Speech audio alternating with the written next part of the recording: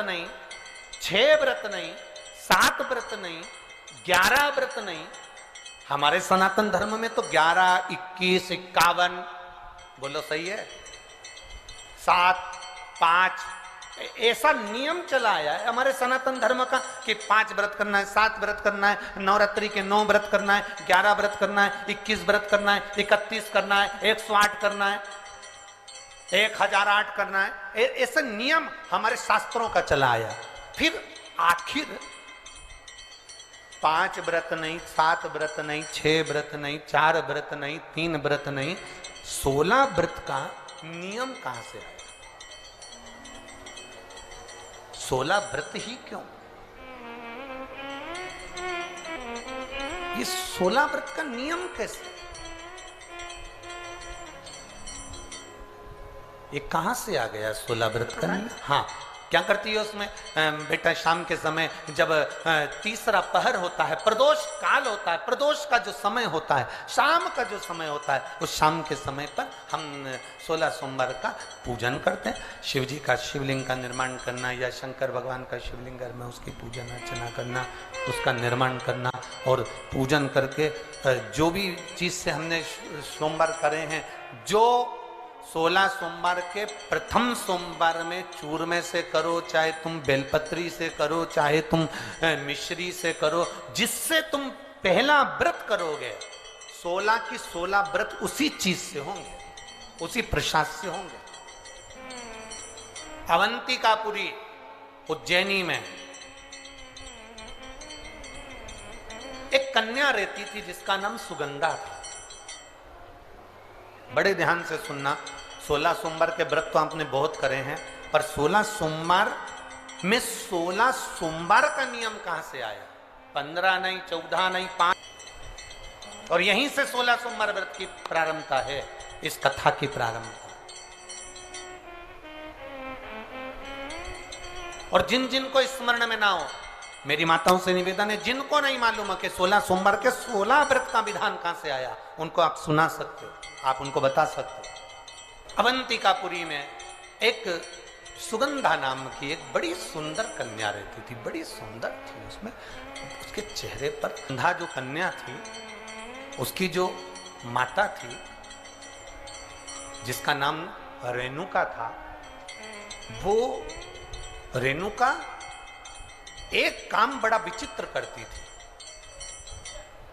किसी भी देवालय में जाती थी, किसी तीर्थ में जाती थी, किसी मंदिर में जाती थी, किसी शिवालय में जाती थी, किसी तीर्थ स्थान पर जाती थी, पुष्प साथ में ले जाए ना ले जाए, प्रसाद साथ में ले जाए ना ले जाए, सोना चांदी दान करने के लिए ले जाए ना ले जाए, पैसा धेला कहीं चढ़ाने ले जाए ना ले जाए, वो एक इत्र की शीशी में रुई को भिगोकर एक डब्बी में भरकर लेकर जाती थी। और उसका नियम था वो रेणुका का कि वो रुई, वो कपास, वो जो इत्र लगा हुआ जो पदार्थ, जो इत्र लगी हुई जो रुई है, उस रुई को, उस कपास को भगवान के दरवाजे पर, चौखट पर उसको लगा कर आती थी। ये रेणुका का नियम था,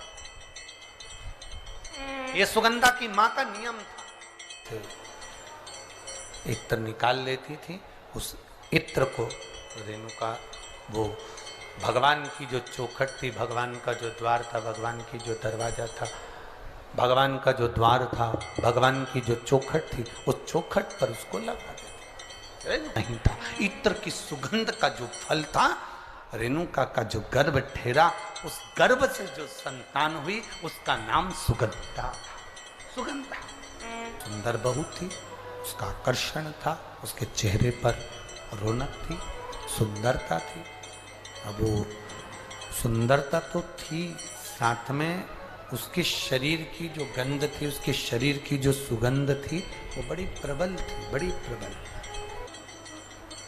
सुगंधा के शरीर की गंध और उसकी सुंदरता का प्रतीक होकर सुगंधा अपने शरीर की गंध फैलाती और कई युवानों को, चाहे वो ब्राह्मण हो, चाहे वो क्षत्रिय हो, चाहे वो वैश्य हो, चाहे वो शूद्र हो, कोई भी हो, सबको अपनी ओर आकर्षित कर लेती।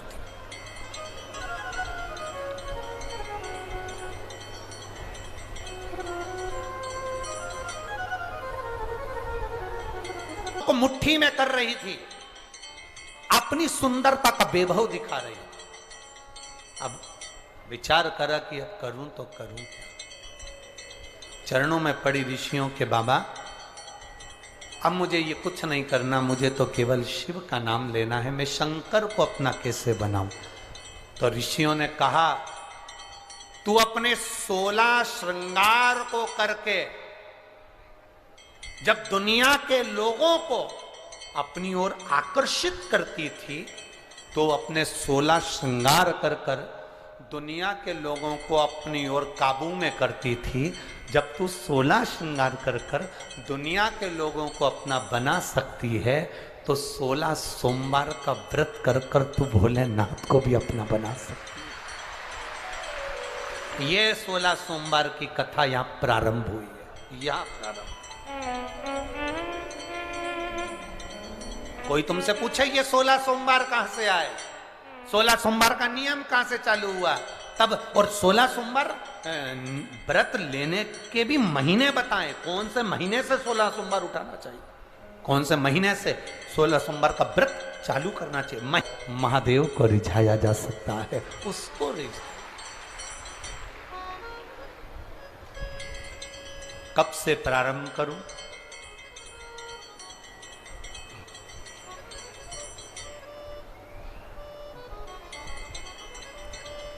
वो कौन सा महीना होता है? 3 महीने अलग अलग बताएं, जिन 3 महीनों से 16 सोमवार के व्रत उठाए जाते हैं। किस चीज के लिए उठा रहे हो? संतान के लिए, रोग मुक्ति के लिए, आप किसी कार्य की सफलता के लिए, व्यापार के लिए, उन्नति के लिए 3 महीने दिए। कौन से महीने में 16 सोमवार उठाओगे तो उससे ये फल मिल जाएगा, इस महीने में उठाओगे तो उससे ये फल प्राप्त हो। कल की कथा में अपन उसको श्रवण करेंगे। एक बिंदु नाम का ब्राह्मण का व्रत कोई साधारण नहीं है। सुगंधा, संतान की प्राप्ति के लिए अगर 16 सोमवार का व्रत उठाया जाता है तो श्रावण के पहले सोमवार से उठाया जाता है। कब से उठाना चाहिए? श्रावण का पहला सोमवार। सुनो सुगंधा, यदि कोई विशेष बीमारी हो गई, बहुत रोग हो गया, तकलीफों में जिंदगी चल रही हो, बहुत कष्टप्रद जीवन चल रहा है, तो बैसाख के महीने के पहले सोमवार से 16 सोमवार का व्रत उठाना चाहिए। और सुनो सुगंधा, उत्तम वर, उत्तम घर, व्यापार, व्यवसाय, नौकरी, पद, प्रतिष्ठा,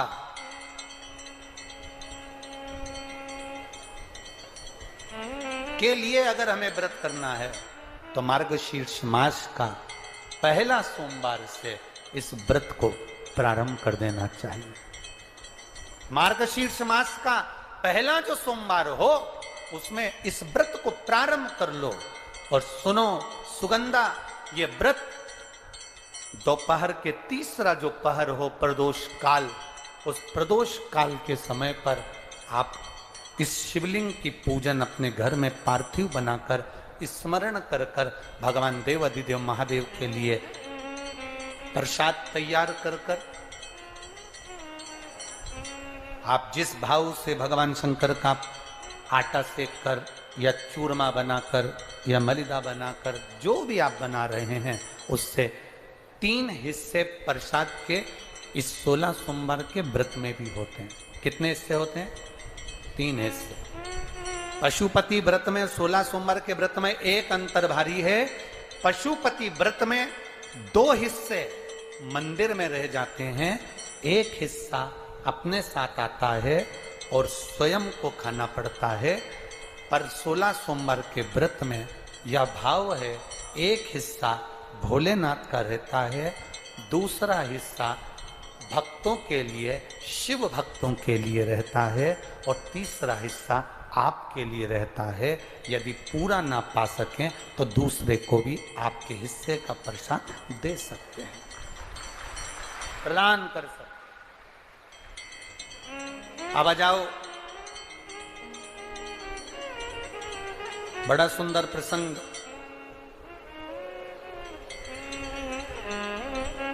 नरसिंह पुराण का आता है। एक बड़ा सुंदर प्रसंग आया। 16 सोमवार के प्रसाद को कई माताएं जब 16 सोमवार का उद्यापन करती हैं, 16 जोड़े आमंत्रित करती हैं और 16 जोड़ों को घर में बुलाकर जब भोजन कराती हैं, तो वो 16 जोड़े जो भोजन करने वाले होते हैं या 16 सोमवार के उद्यापन, हम तो आपसे यहां तक कहेंगे कि 16 सोमवार का उद्यापन अगर किसी के यहाँ मोहल्ले में, कॉलोनी में, घर में किसी के यहाँ हो रहा हो, तो उसके यहाँ आप भोजन भंडारा खाने के लिए जाओ चाहे मत जाओ, पर 16 सोमवार का अगर प्रसाद का उद्यापन का अगर प्रसाद मिल जाए तो दोनों हथेलियां फैलाकर श्री शिवाय नमस्तुभ्यम कहकर, ओम नमः शिवाय बोलकर, नमः शिवाय बोलकर अपनी कामना कर कर किसी के अगर उद्यापन हुआ हो, दोनों हथेलियां फैलाकर उससे थोड़ा सा प्रसाद मांगकर उसी के दरवाजे पर खाकर आ जाइए, आपकी जिंदगी को सुख का अनुभव हो जाए। तो कोई पूछे ये कथा कहां से ली, तो आप बता देना नरसिंह पुराण में यह वर्णन आता है। कौन से पुराण में है? नरसिंह पुराण में वर्णन आया कि एक बहुरुमा नाम का एक दैत्य था। एक साधारण फल नहीं था, इत्र की सुगंध का जो फल था, रेणुका का जो गर्भ ठहरा, उस गर्भ से जो संतान हुई उसका नाम सुगंधा। सुगंधा अवंतिकापुरी में रह रही है। अवंतिकापुरी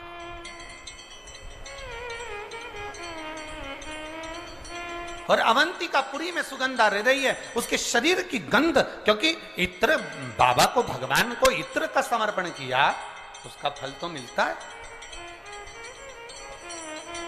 उसका फल कभी समाप्त नहीं होता। हमारा निवेदन है, शिव जी के मंदिर में अगर आप एक लोटा जल समर्पित कर रहे हो, शंकर जी के मंदिर में आप अगर एक लोटा जल लेकर जा रहे हो, शंकर जी के मंदिर में अगर एक लोटा जल समर्पित कर रहे हो, आपके घर के पास में जो शिवालय हैं वहां जाकर अगर आप एक बेलपत्री समर्पित कर रहे हो, वहां पहुंचकर आप मंदिर की सफाई कर रहे हो, वहां पहुंचकर आप भगवान की भक्ति कर रहे हो, श्री शिवाय नमस्तुभ्यम बोल रहे हो, ओम नमः शिवाय बोल रहे हो, नमः शिवाय बोल रहे हो, तुम्हारी मर्जी पड़े जो नाम का विस्मरण कर रहे हो, तुम्हारा करा गया वो पुण्य, तुम्हारा करा गया वो भजन, तुम्हारा। दोस्तों 16 सोमवार के जो व्रत का उपाय गुरुजी ने बताया है, ये आप लोगों को कैसा लगा कमेंट करके ज़रूर बताइएगा। वीडियो को ज़्यादातर शेयर करना, चैनल को सब्सक्राइब करना, लाइक करना न भूले। अन्य उपायों जानकारी के लिए जितनी भी आप उपाय देखना चाहते हैं चैनल को सब्सक्राइब कर लीजिए। मिलते हैं अगले वीडियो में। हर हर महादेव, श्री शिवाय नमस्तुभ्यम दोस्तों।